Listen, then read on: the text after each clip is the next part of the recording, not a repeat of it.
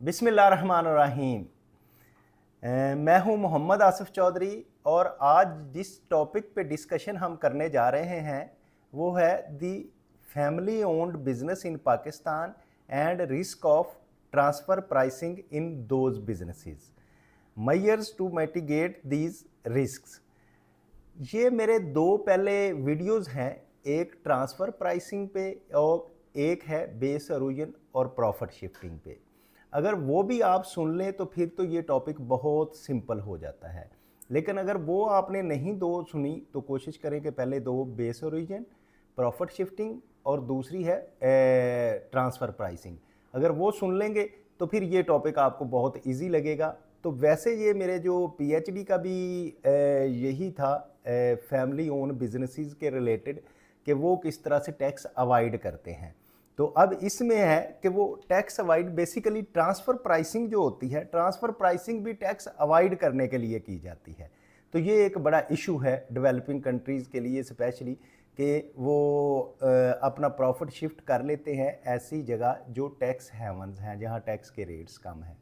तो इसके लिए ये मैंने ज़रूरी समझा कि मोस्टली क्योंकि पाकिस्तान में कराची स्टॉक एक्सचेंज या पाकिस्तान स्टॉक एक्सचेंज में जो बिजनेसेस हमारे पास रजिस्टर्ड हैं, लिस्टेड कंपनीज, मोस्टली उसमें 90% तक फैमिली या 70% तक फैमिली ओन बिजनेसेस हैं।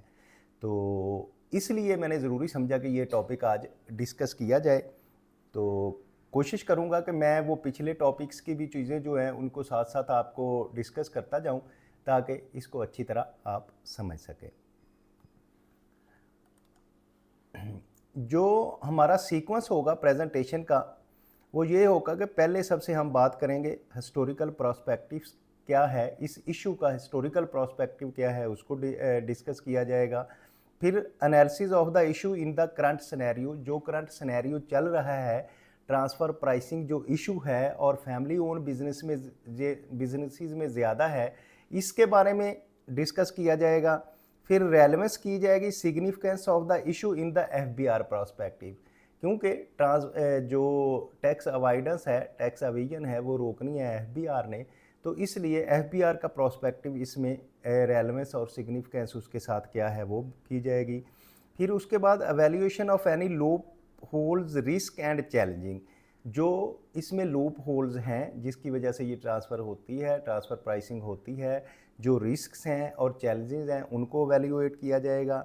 Then what lesson can Pakistan learn from the international best practices, और इंटरनेशनल बेस्ट प्रैक्टिसेस में क्या चल रहा है, जिसमें मैंने यूके और इंडिया की एग्जांपल दी है कि उधर उन्होंने इस चीज़ को अवॉइड करने के लिए, टैक्स अवेजन को मिनिमाइज़ करने के लिए क्या क्या प्रैक्टिसेस की हैं, उसको हम डिस्कस करेंगे कि पाकिस्तान उसके मुताबिक भी कर सकता है।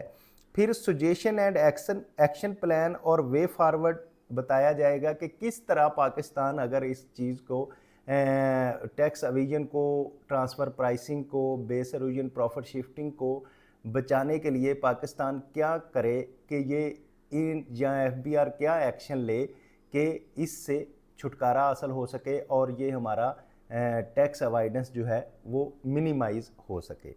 उसके बाद क्वेश्चन अगर आपके कोई हों तो फिर कमेंट बॉक्स में कर दीजिएगा, मैं उसका इंशाल्लाह आपको रिप्लाई दूंगा। अब हम historical prospectives of the issue की बात करें तो उसमें यह है कि family own business is the business that is owned, operated and handed by two और more members of the family.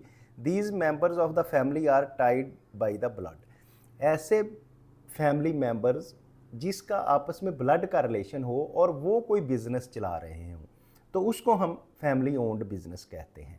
तो पहले तो फैमिली ओन्ड बिजनेस की हम कंसेप्ट समझते हैं कि दो फैमिली मेंबर हैं जिनका ब्लड रिलेशन है और वो बिजनेस ओन कर रहे हैं, ऑपरेट कर रहे हैं, तो उसको हम फैमिली ओन बिजनेस कहते हैं। अब ट्रांसफ़र प्राइसिंग पे, इस पर मेरा एक पूरा लेक्चर भी है, एक वीडियो पड़ी हुई है इंस्टीट्यूट ऑफ टैक्स प्रोफेशनल्स के यूट्यूब चैनल पे। तो ट्रांसफ़र प्राइसिंग जो है refers to establishing arm's length price charge are paid upon the transfer of physical goods and intangible property or supply and services in the transaction undertaken between the associate enterprises located in the same or different tax jurisdiction। तो transfer pricing basically क्या होता है कि या तो same jurisdiction में एक से दूसरे को फिजिकली गुड्स दी जाती हैं, इंटेंजिबल गुड्स दी जाती हैं, प्रॉफिट दिया जाता है इस तरह से कि एक इशू पे टैक्स ज़्यादा लग रहा है, दूसरे पे कम लग रहा है। तो वो सेम ज्यूरिसडिक्शन भी हो सकती हैं और क्रॉस द बॉर्डर भी हो सकती हैं, इंटरनेशनल भी हो सकती हैं कि एक जो हमारा पार्टनर है उसको एक ब्लड रिलेशन में भाई को या किसी को ओवरसीज बना दिया कि वो फ़र्ज़ किया आयरलैंड में बैठा हुआ है, तो आयरलैंड में प्रॉफिट कम है, तो अब उसको जब प्रॉफिट जाएगा, प्रॉफिट शिफ्ट होगा तो उसको टैक्स का रेट कम होगा, पाकिस्तान में टैक्स का रेट ज़्यादा है। अब ओवरसीज़ का ये हमारा है ला कि अगर उसका प्रॉफिट जो है वो उधर उस कंट्री में टैक्स दे रहा है जो हमारे इंटरनेशनल टैक्स ट्रीटीज़ हैं, तो फिर इधर टैक्स नहीं लेंगे। तो इस तरह से वो ट्रांसफ़र प्राइसिंग होगी कि फ़र्ज़ किया उसको 1 मिलियन या 10 मिलियन प्रॉफिट गया है, पाकिस्तान में उसका टैक्स 29% रेट है, उसे टैक्स 20 उसको देना पड़ना था मसलन 29 लाख रुपया टैक्स अगर 1 करोड़ प्रॉफिट गया है, तो अगर वो चला जाता है आयरलैंड में, तो आयरलैंड में ये है कि उसको टैक्स का रेट सपोज है 12%, तो अब उसको 12 लाख रुपया देना पड़ेगा, तो बाकी जो उसकी सेविंग हो जाएगी। और दूसरा ये है कि पाकिस्तान से ट्रांसफ़र प्राइसिंग होकर पाकिस्तान को लॉस होगा कि 29 वो टैक्स 12 लाख उधर जाएगा, पूरे 29 लाख का टैक्स रेवेन्यू नहीं आएगा। तो ये ट्रांसफ़र प्राइसिंग का कंसेप्ट है। Transfer pricing is a critical concept of any business involves in cross-border operation, but it holds the particular significance for the family-owned enterprises in Pakistan. तो जो ट्रांसफ़र प्राइसिंग ज़्यादातर है वो फैमिली ओन्ड बिजनेस में हो रही है। उसकी वजह ये है कि हमारी मोस्ट ऑफ द बिजनेसेस जो हैं वो फैमिली ओन्ड होते हैं, कारपोरेशन जो कम होती हैं, जो कारपोरेशन हैं वो भी फैमिली ओन्ड बिजनेस है। तो वो ट्रांसफ़र प्राइसिंग का जो सिग्निफिकेंस ज़्यादा जो है फैमिली ओन्ड बिजनेस पे होता है। As its core, transfer pricing refer to the prices at which services, goods and intangible and trade across the border between associate enterprises with the same corporate groups. तो ऐसा होता है कि एक organisation उधर है, एक इधर है। अब एक्सपेंसेस की शक्ल में अगर हमने उसको दे दिया सपोज कि बाहर हमारी कोई ऑर्गेनाइजेशन का ऑफिस है, तो उसको हम एक्सपेंसेस की मद में या ट्रेड मार्क की मद में उसको एक्सपेंस क्लेम कर लेते हैं, तो फिर भी टैक्स पाकिस्तान में कम देना पड़ता है। तो इसलिए ये ट्रांसफ़र प्राइसिंग का एस्पेक्ट बनता है। The term and condition transaction between related parties should be consistent with those that would have been agreed upon by understand the parties under the similar circumstances. तो इसको जो है ना टर्म्स एंड कंडीशन इस तरह से होनी चाहिए कि सिमिलर सर्कमस्टांसिस, एक जो उसकी पीयर ऑर्गेनाइजेशन जैसे साथ वाली ऑर्गेनाइजेशन कर रही हैं जो ट्रांसफ़र प्राइसिंग नहीं कर रही या फैमिली ओन्ड बिजनेस नहीं है, उसी तरह का उसके भी होना चाहिए ताकि टैक्स अवॉइड बच सके। Family firms are fundamental and intrinsic feature of the Pakistani economy का तो बेसिक जो है फीचर है family owns business. Approximately 80% of all listed company in Karachi stock exchange है family involve are indirectly affiliated to the large business families. तो ये जो पाकिस्तान में मोस्टली जो कराची स्टॉक एक्सचेंज में लिस्टेड कंपनी है वो 80% तक फैमिली ओन्ड ही है, और जो बड़े फैमिली बिजनेस ग्रुप्स हैं उनकी ही मोस्टली हैं। तो वो इस तरह से हेल्प होती है उनको ट्रांसफ़र प्राइसिंग में। The first transfer pricing legislation can be traced back in 1915। 1915 में पहला जो है ट्रांसफ़र प्राइसिंग का कंसेप्ट जो यूनाइटेड किंगडम में बनाया गया, एंड इन 1970 इन यूएसए, और 1917 में यूनाइटेड स्टेट ऑफ अमेरिका में बनाया गया।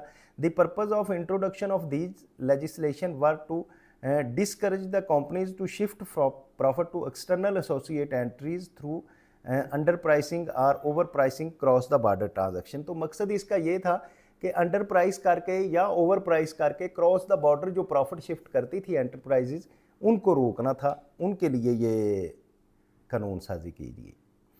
तो जो OECD guidelines published in 1955 represent the consensus among OECD member countries, mostly developed countries, having a large been followed the domestic transfer pricing regulations। तो OECD को concern क्यों हुआ, ये मैंने अपनी वो ट्रांसफ़र प्राइसिंग और वेब्स वाली में भी ज़्यादातर बताया हुआ है, क्योंकि इसमें बहुत सारे डेवलप्ड कंट्री को अब प्रॉब्लम आ रहा था। वो क्या हो रहा था कि वो फ़र्ज़ किया यूएसए, यूके, इसमें रेट है, टैक्स रेट जो है वो 30% है, और साथ आयरलैंड में अगर टैक्स का रेट 15% है, तो सारी कंपनीज़ ने अपने ऑफिस, हेड ऑफिस उधर शिफ्ट कर लिए। अब प्रॉफिट जब हेड ऑफिस में जाता था तो हेड ऑफिस जो है उसको टैक्स रेट 15% पे करता था। अब डेवलप्ड कंट्री के लिए दो नुकसान हो रहे थे, एक तो उनका जो टैक्स आना था वो नहीं आ रहा था, दूसरा उधर शिफ्ट होकर वो कंपनीज को फ़ायदा हो रहा था कि वो लो रेट पे ले रही हैं। तो इसलिए डेवलप्ड कंट्रीज़ जो थी, इन्होंने ओईसीडी का जो ये मुकदमा शुरू किया ताकि क्रॉस द बॉर्डर जो ट्रांसफ़र है वो जिस इकॉनमी से पैसा कमाया जाता है उसी इकॉनमी को टैक्स दिया जाए, ना कि उसको किसी और इकॉनमी में जाके टैक्स लगाया जाए। Historically in Indo Pak subcontinent family businesses have been unified into one legal entities for tax purpose in the form of Hindu undivided family. तो ये हम टैक्स लॉ में भी पढ़ते हैं कि जो हिंदू अनडिवाइडेड फैमिली होती है उसका वो कंबाइंड फैमिली बेसिकली होती है, तो एक ही उसको ये टैक्स की भी टर्म है हिंदू अनडिवाइडेड फैमिली, तो एक ही तरह उसको एओपी की तरह टैक्स ट्रीट किया जाता है। अगर हम बात करें इनकम टैक्स एक्ट 1920 यानी कि बिफोर जो पार्टीशन इंडिपेंडेंस इनकम टैक्स का एक्ट था 1922 and later on both income tax ordinance 1979 and income tax ordinance 2001 जो करंट अभी चल रहा है, वो have made the provisions for the taxation on family business as a single legal entity in which the joint family businesses are included and male elder member called as कर्ता in the text। तो ये Hindu undivided family का rule जो है 1922 का जो independence के before tax था उसमें भी ये था, 1979 का ऑर्डिनेंस में भी ये था, और 2000 के भी ऑर्डिनेंस 2001 के ऑर्डिनेंस में भी ये है कि जो फैमिली का मेन जिसको हम कर्ता कहते हैं, एल्डर मेल होता है, उसके नाम पे ही टैक्स जो है वो सिंगल एंटिटी इस्तेमाल की जाती है और उसके नाम पे भी सारा टैक्स होता है। This provision in its rudimentary form mitigation of the risk and transfer pricing by combining all the business into a one tax entity। तो मकसद इसका ये था कि वो ट्रांसफ़र प्राइसिंग को बचाने के लिए एक ही एंटिटी के तौर पे इसको टैक्स कर दिया जाए। तो हिस्टोरिकल प्रोस्पेक्टिव्स की जो लास्ट स्लाइड है उसमें companies are required to maintain a specific record and documents for transaction between associate. तो ये तो लॉ कहता है, लॉ के मुताबिक ये है कि जो भी कंपनी अपनी एसोसिएट्स के साथ ट्रांजैक्शन करेंगी उनका डिस्क्लोजर देंगी कि वो डिस्क्लोजर होगा कि ये इनके साथ ट्रांजैक्शन हो रही हैं, and tax authorities can require the information and documents for such transaction. तो टैक्स अथॉरिटी रिक्वायर भी कर सकती है ऐसी ट्रांजैक्शन जो बिटवीन फैमिलीज़ या बिटवीन एसोसिएट्स होती हैं, उनको कर सकती हैं। तो under section 108 of the income tax ordinance 2001 जो है वो भी इसी बारे में है। The commissioner is empowered to appoint with prior approval of the FBR the chartered accountant and cost and management accountant to determine the fair market value of asset product expenditure or services in respect to transaction where the CIR is of the view that same has not undertaking on the arm's length basis। कि commissioner के पास ये power है कि commissioner ये देख सकता है कि किसी भी अंडरटेकिंग या वो उससे असेसमेंट करवा सकता है चार्टर्ड अकाउंटेंट फर्म से या cost and management accountant firm से कि कोई भी एसेट, कोई ट्रांजैक्शन, कोई एक्सपेंडिचर जो आर्म्स लेंथ मीन ये है कि वो अपनी एसोसिएट्स के दरमियान जो कर रहे हैं क्या वो फेयर मार्केट वैल्यू के मुताबिक है या उसमें कोई फेवर दी जा सकती है, ये तो कमिश्नर के पास पावर है। पहले तो हमने इसका हिस्टोरिकल बैकग्राउंड देखा, अब हम एनालिसिस करते हैं of the issues of current scenario. तो करंट सिनेरियो के क्या इश्यूज चल रहे हैं जिनको अभी हमने देखना है और इनको कैसे सॉल्व करना है। तो उसमें फर्स्ट वन है the comparable market condition independent entities would affect the transaction on the same principle as those which were agreed by the associate enterprises. तो जो एसोसिएट एंटरप्राइजेज जिस पे एग्री होती हैं तो वो इंडिपेंडेंट एंटिटीज़ वो ट्रांजैक्शंस करती हैं। This means that transfer pricing analysis is an important element of the documentation in which the tax payer has to prove that its transaction with associate enterprises are made in compliance with the arm's length principle, that is market terms। तो ये जो transfer pricing के analysis का जो important element ये है कि tax payer को डॉक्यूमेंटेशन करनी पड़ेगी कि वो डॉक्यूमेंटेड प्रूफ देगा कि ये जो मैं आर्म्स लेंथ ट्रांजैक्शन कर रहा हूँ, जो मैं आपस में एसोसिएट के साथ ट्रांजैक्शन कर रहा हूँ, ये कंपेरेबल है जो मार्केट की ट्रांजैक्शन है, तो इसकी डॉक्यूमेंटेशन उनके पास होगी। सेकंड वन है family owned business might use transfer pricing to shift profit to the low tax jurisdiction. जी बिल्कुल ऐसे होता है कि वो जो लो टैक्स ज्यूरिसडिक्शन होती है जहाँ टैक्स का रेट कम होता है, तो फैमिली ओन बिजनेस जो है ट्रांसफर प्राइसिंग या आपका प्रॉफिट उधर शिफ्ट करते हैं या एक्सपेंडिचर क्लेम उसकी बेस पे करते हैं कि इधर टैक्स कम देना पड़े और उधर जाके जो लो ज्यूरिसडिक्शन में जाती हैं reduce the overall tax burden के अपना टोटल ओवरऑल कंपनी को तो ओवरऑल टैक्स बर्डन की कम होता है, लेकिन जहाँ से प्रॉफिट कमाया गया है सपोज पाकिस्तान से, तो उसको लॉस ये होता है कि उसका टोटल टैक्स नहीं आता। This can be a legal strategy if done correctly. तो ये है लीगल क्योंकि इंटरनेशनल ट्रीटीज़ हैं, तो इसको हम टैक्स अवॉइडेंस कहते हैं। अवॉइडेंस ये होती है कि जो लीगल है लेकिन उसमें लूप होल्स निकाल के तो उसको वो करते हैं। तो इसी तरह से ये है लीगल लेकिन कंपनीज करती हैं। But it also carries of the risk of being seen as a tax evasion if the principle does not comply with the arm's length principle. अगर जो आर्म्स लेंथ प्रिंसिपल है कि बिटवीन ट्रांजैक्शंस जो करनी है associates के, अगर तो वो सही उसको फॉलो नहीं किया गया लॉ को, तो फिर देन ये एविजन बन जाती है, अदरवाइज ये टैक्स अवॉइडेंस है। The risk of transfer pricing become very high when the conglomerates the business is spread across the jurisdiction assigning tax havens and tax free jurisdiction। तो इसका रिस्क ज़्यादा कब होता है जब बिजनेस जो है वो मल्टीनेशनल्स जो कंपनी हैं और उनके वो हेड ऑफिस ऐसी जगह पे हैं जो टैक्स हेवन्स हैं जहाँ टैक्स के रेट कम है, या फिर ये है कि टैक्स है ही नहीं, एग्जाम्प्ट है। तो इस सिचुएशन में ये जो है ना ज़्यादा बन रहा है। अब अगर हम प्रॉफिट शिफ्टिंग की बात करें तो profit shifting from businesses in Pakistan territories to family enterprises of those jurisdiction by such design like claiming a disappropriation deduction leading to the basis reason and profit shifting. जो बेस रीजन और profit shifting का concept मैंने पहले भी बताया कि मैंने दिया हुआ है, उसके मुताबिक ये क्या करते हैं कि वो उसको उस जुरिसडिक्शन में ले जाते हैं जहां उनको कंपनी को टैक्स कम पड़ता है। Family owned enterprises face a unique set of challenges when it comes to manage transfer pricing. These challenges stem from the nature of their operation, the close relationship between entities within the business and the complexity of international tax law।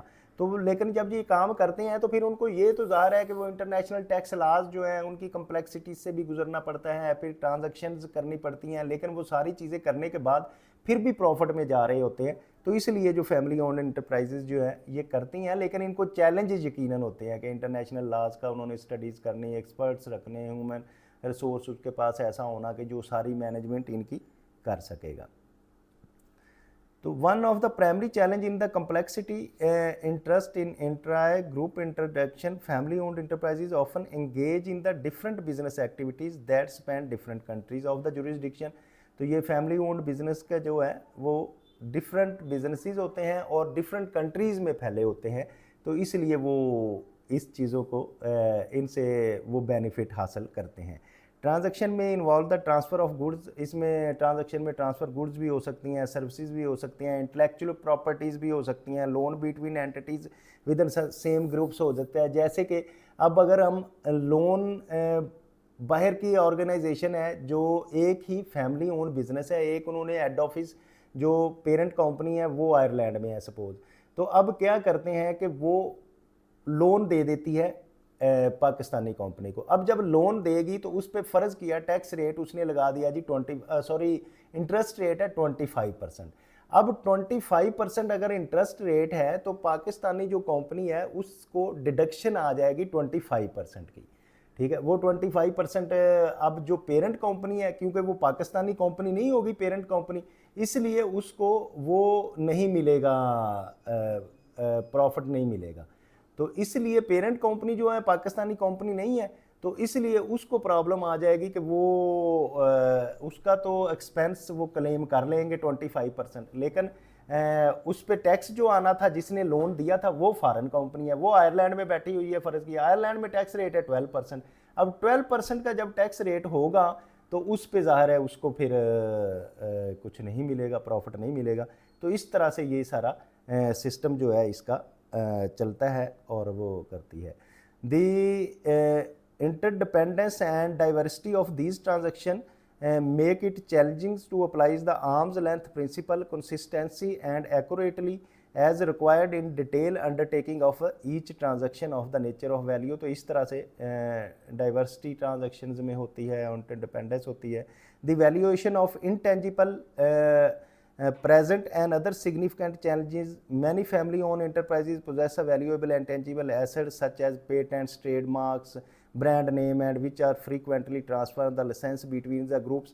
तो इस तरह से ये होता है कि क्योंकि जो फैमिली ओन्स एंटरप्राइजेज होती हैं, इनका ये होता है कि इन्होंने इसमें बहुत चैलेंजेस होते हैं कि फैमिली ओन एंटरप्राइजेज का इंटेंजिबल एसेट्स जो होते हैं, पेटेंट्स होते हैं, राइट्स होते हैं। जैसे कोक है, कोक का हेड ऑफिस सपोज टर्की में है, तो वो कहते हैं जी पेटेंट्स हम उसको दे रहे हैं, तो ये एक्सपेंस में क्लेम करके उतना टैक्स क्लेम करते हैं, डिडक्शन क्लेम करते हैं, तो उसको पेटेंट्स देते हैं। या ट्रेडमार्क्स के राइट्स हैं, तो ये बाहर की कंपनियों को देते हैं, यहाँ टैक्स रेट कम होते हैं।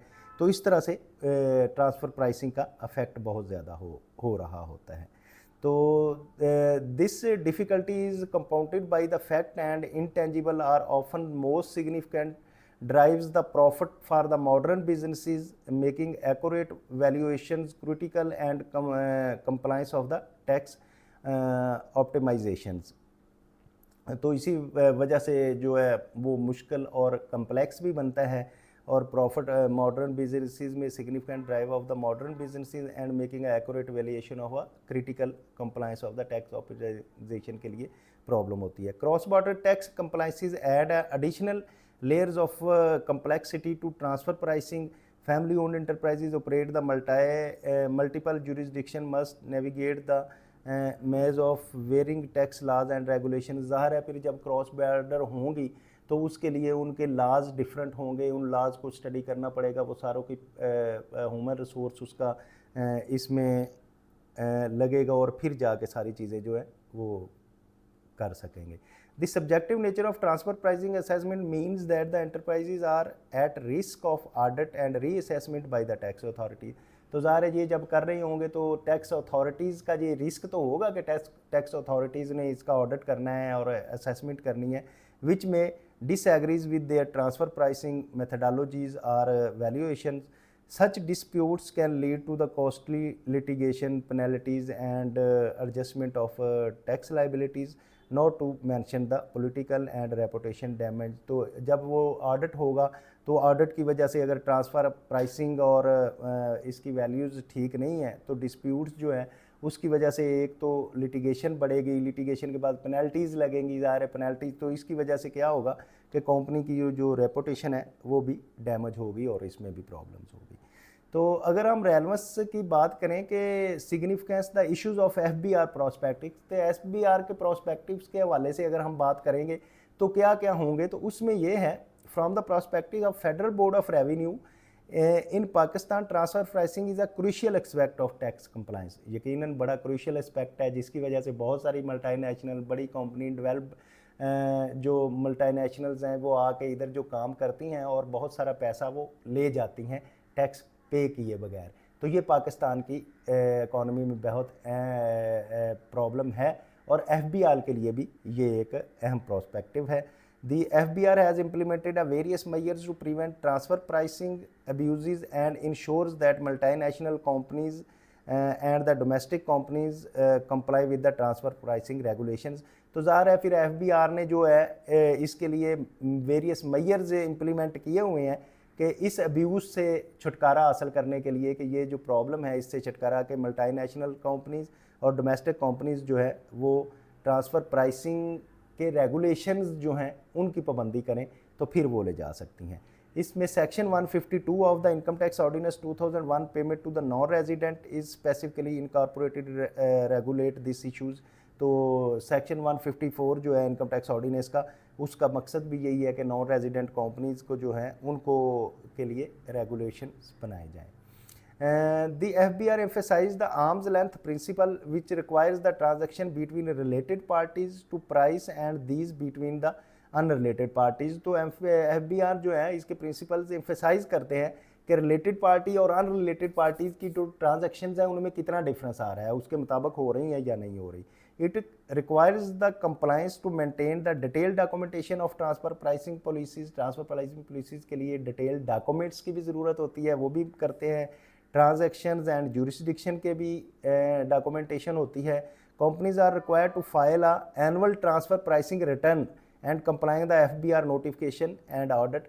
तो FBR के नोटिफिकेशन और ऑडिट की कंप्लाइंस में जो ये annual income tax, annual transfer pricing return भी उनको फाइल करनी पड़ती है। In case of non compliance or aggressive transfer pricing practices, it can lead to be a penalties, fines and even criminal prosecution. तो अगर उसमें निकल आता है कि इन्होंने ट्रांसफ़र प्राइसिंग की हुई है तो इन्होंने कंप्लाइंस नहीं उसकी की हुई, तो इसको फिर कंप्लाइंस नहीं की तो उन पे पेनल्टीज़ लगती हैं और उस पे फाइन्स भी लगते हैं और क्रिमिनल प्रोसीडिंग्स भी शुरू होती हैं। तो FBR offers the advance pricing agreement. Advance pricing agreement क्यों किया जाता है? To provides the certainly transfer pricing agreements and conduct the regular audit to ensure the compliance with the transfer pricing regulations के लिए ये एडवांस प्राइसिंग एग्रीमेंट किया जाता है। The Pakistan has adopted OECD's BEPS base erosion and profit shifting action plans to address the transfer pricing risk. The FBR requires many multinational enterprises to submit country by country report, CBCR, to enhance the transparency। तो इसलिए ये जो FBR है उसने भी OECD के और BEPS के जो है एक्शन प्लान उनको ट्रांसफ़र प्राइसिंग के लिए, रिस्क के लिए अडॉप्ट किया हुआ है। और FBR रिक्वायर करता है मल्टीनेशनल कंपनी से कि आप जो कंट्री बाय कंट्री रिपोर्ट है ट्रांसफ़र इनहेंस द ट्रांसपेरेंसी के लिए, वो आप इसको प्रोवाइड करें। तो ये हमारा जो पहला टॉपिक था इसका, हमने फैमिली ओन्ड बिज़नेस की ट्रांसफ़र प्राइसिंग पे जो किया, तो ये पहला टॉपिक हमने इस पे कंप्लीट किया है। इसकी मैं 2 वीडियो बनाऊंगा ताकि आपको ज़्यादा प्रॉब्लम ना हो लंबी वीडियो सुनने के लिए। तो पहली को हम यहाँ क्लोज़ करते हैं। तो उम्मीद है कि आपको जो जो चीज़ें हैं मैंने बताई हैं वो समझ आ गई होंगी, लेकिन अगर नहीं समझ सके तो आप कमेंट बॉक्स में कमेंट करें तो मैं उसको आपको क्लियर कर दूँगा। और आप चाहते हैं कि इस तरह के टॉपिक्स जो हैं लोग बाकी भी सुनते रहें और आप भी सुने, तो प्लीज़ इसको लाइक करें, शेयर करें, सब्सक्राइब करें। तो अब आफ्टर अ ब्रेक हम आके इसकी एवेल्यूएशन एंड एनी लूप और रिस्क और चैलेंजेस जो है उसके बारे में स्टडी करेंगे। Thank you very much.